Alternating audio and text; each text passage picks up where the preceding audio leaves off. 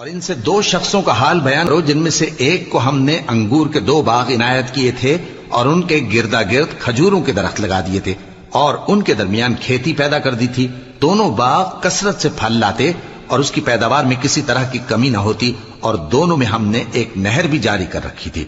اور اس طرح اس شخص کو ان کی پیداوار ملتی رہتی تھی. تو ایک دن جبکہ وہ اپنے دوست سے باتیں کر رہا تھا کہنے لگا کہ میں تم سے مال و دولت میں بھی زیادہ ہوں اور جتھے اور جماعت کے لحاظ سے بھی زیادہ عزت والا ہوں،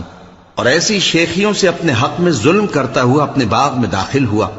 کہنے لگا کہ میں نہیں خیال کرتا کہ یہ باغ کبھی تباہ ہو اور نہ خیال کرتا ہوں کہ قیامت برپا ہو، اور اگر میں اپنے پروردگار کی طرف لوٹایا بھی جاؤں تو وہاں ضرور اس سے اچھی جگہ پاؤں گا. تو اس کا دوست جو اس سے گفتگو کر رہا تھا کہنے لگا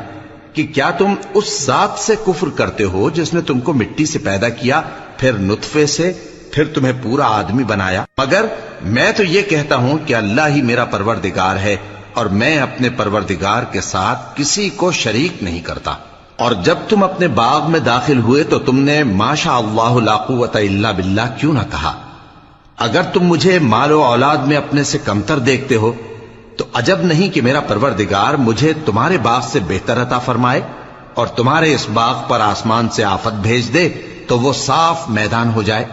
یا اس باغ کی نہر کا پانی گہرائی میں اتر جائے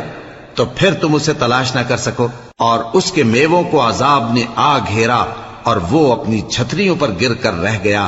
تو جو مال اس نے اس پر خرچ کیا تھا اس پر حسرت سے ہاتھ ملنے لگا اور کہنے لگا کہ کاش میں اپنے پروردگار کے ساتھ کسی کو شریک نہ بناتا. اس وقت اللہ کے سوا کوئی جماعت اس کی مددگار نہ ہوئی اور نہ وہ بدلہ لے سکا. یہاں سے ثابت ہوا کہ حکومت سب اللہ کی ہے، جو معبود برحق ہے وہی بہترین ثواب عطا کرنے والا اور بہترین انجام لانے والا ہے.